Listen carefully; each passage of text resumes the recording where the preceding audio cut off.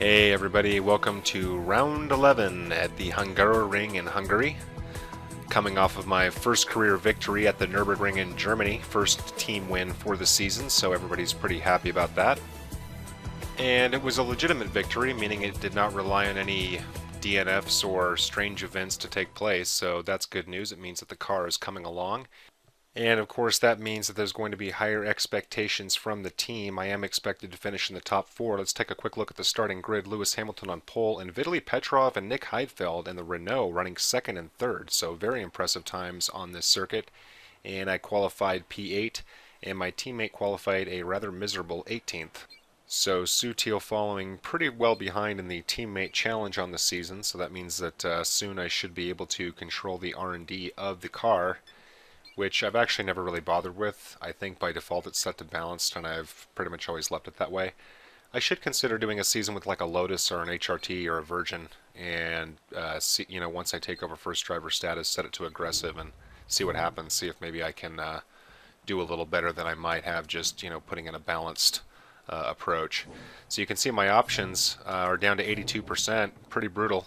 Going to be pitting here in lap 6, so tire management is going to be critical. That's a lot lower than I typically run. Usually my tires are in the mid 80s, sometimes even upper 80s.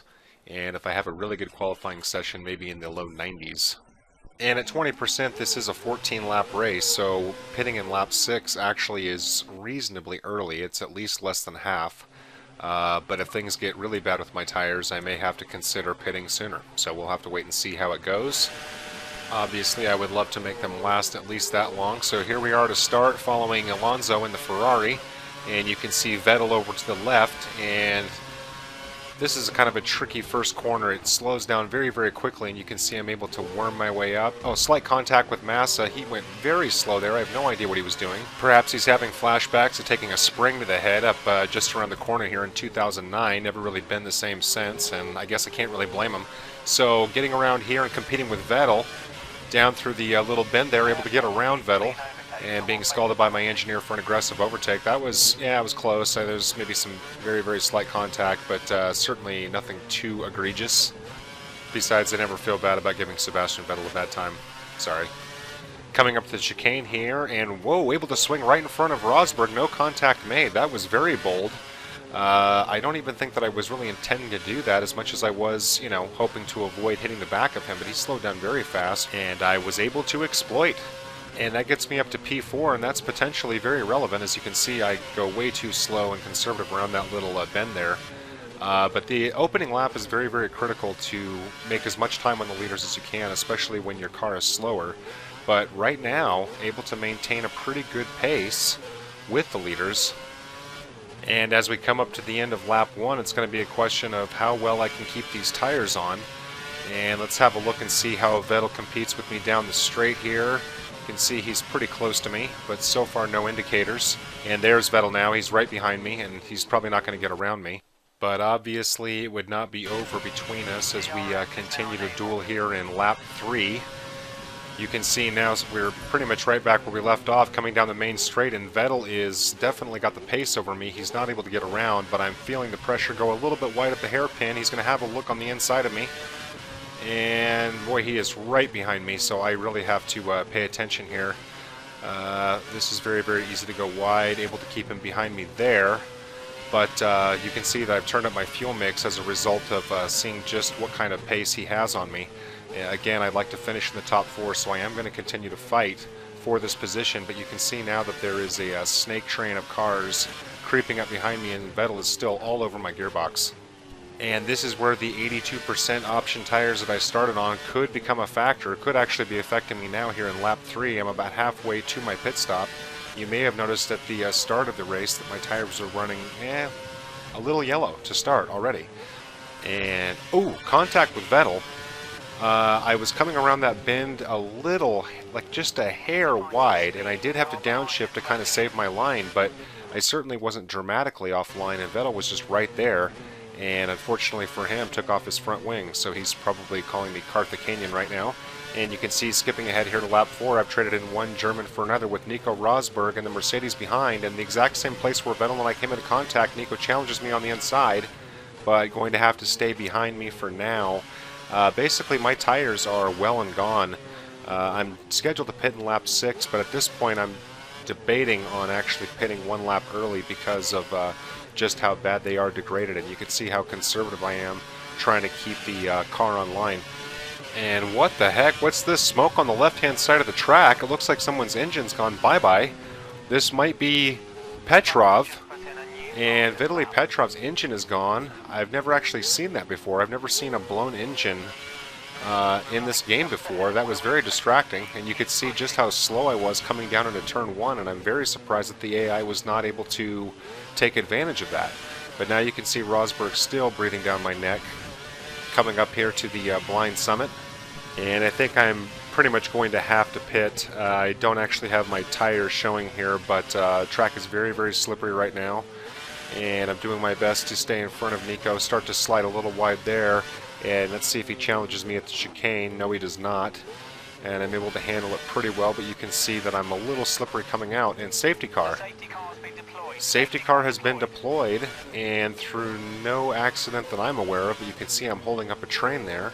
So in the span of about 1 lap, this race has gotten very strange. First we've got the blown engine by Petrov, which handed me 3rd place, and now we've got a safety car. And again, for not any accident that I'm aware of, I'm not sure what caused the problem. Could have been something related to Petrov. And you might have heard the engineer just now. He's basically reading my mind. I had intended on pitting a lap early anyway because of just how bad my tires are. And under the safety car conditions, it's a perfect time to jump in and get some fresh rubber. And because I'm running P3, got no one in front of me in the pit lane, and oh nice, get an achievement for probably for pitting under safety car conditions, which I've never done before, so that would certainly indicate that, opportunist. But you can see here the pit lane is very empty, so we'll see how the team does here. Just under 3.8 seconds, that's actually an excellent time for this game, and certainly much better than they've been doing in recent races. So now it becomes a question of what the rest of the field does here. I've got a feeling the pit lane is going to be very busy, so we'll go ahead and skip to the end of lap 6. And sure enough, you can see there on the mini-map that the pit lane is extremely busy now. You can see my teammate and everyone else under the sun. And we're able to get up to P6, so right now my gamble looks to be paying off. And even better news, I'm now trailing Maldonado and Aguilasari, who almost assuredly have not pit yet. So we'll have to wait and see as we get up to the end of lap 7 if they've gone in, but I am now very, very hopeful and confident that I'll be able to at least get 2 positions back as soon as the safety car is brought back in, which again is at the end of this lap, so we'll have to wait and see. You also may have noticed some time back that I turned my fuel mix down to lean, which is a good idea during safety car conditions, just to conserve fuel. Could help us later, and you can see that it looks like every single car in front of me did in fact go into pit, and that's going to put me in P1 here at the start of lap 8, and Heidfeld not messing around at all, and you can see he's now pushing on the outside of me, and see if he gets by me. I'm going to hold my line. He's welcome to try and go around me, but he doesn't take any chances there, and he means absolute business here. So we're going to have to wait and see if I'll be able to fend him off, taking out a little bit of anger and frustration about his teammate perhaps, even though of course I had nothing to do with that. But the Renault, as long as the reliability holds up, having a very, very strong run here, still running in P2 is Heidfeld. And you can see that this is the fastest lap of the race, so hopefully we'll see some reasonably clean racing, at least for this stretch. See what I was doing right and what I may have been doing wrong. You can see Heidfeld was thinking about it on the inside there, but I'm able to stay in front of him. And now taking a look at my tires, you can see they're getting a little worn. So I got 3 laps to go here, and I might run into the same problems that I had just before the safety car went out. I hope not. Definitely want to keep these tires on to be able to finish the race, but again, going back to the fuel mix thing, I'm able to run a high fuel mix and should be able to for a while. You can see I've got 2 extra laps of fuel, and so hopefully that will help me get through the wear and tear of my tires as we get closer to the end of the race. So right now, feeling very, very good about this race so far. Even if I do lose out to Heidfeld or Hamilton, it should get a pretty good result, and probably helped by, you know, as I mentioned earlier, sort of the bizarre nature of this race, especially the safety car, because the pit strategy right now seems to be paying off as long as I'm able to keep my tires reasonably intact. and you can see I'm able to build just even a small gap to Heidfeld. Right now that 0.7 seconds seems like 5 seconds because of how much I'm getting chased by him. And you can see now Heidfeld challenging me on the inside here and not able to get around, and I've got a few cars behind me right on me. Yeah, that's not what I want to see. And of course they would be hounding me here at the blind summit, but I'm able to keep it on the rails. Very easy to go just a little bit wide there, but fortunately I have not had any problems with it all afternoon. So now, brake a little bit late getting into the chicane, and Heidfeld is just absolutely desperate to get around me, heading into these dreaded sweeps that I've had so many problems with. And you can see that I'm taking pretty conservative approaches into these corners, and Heidfeld thinks about it right there, but then thinks better of it, not able to get around. And I'm going to do everything I can to get this car nursed around. I've got just over 2 laps to go here, and you can see that my sector time was down 1.5 seconds just for that sector alone, so that gives you an indication of just how bad my tires are. But skipping ahead to the end of lap 14, what do you know, still in the lead. But I do not want to count my chickens before they hatch, given this corner coming up here, this hairpin, that's so easy to go wide on, and you can see that I just absolutely babysit the car around there.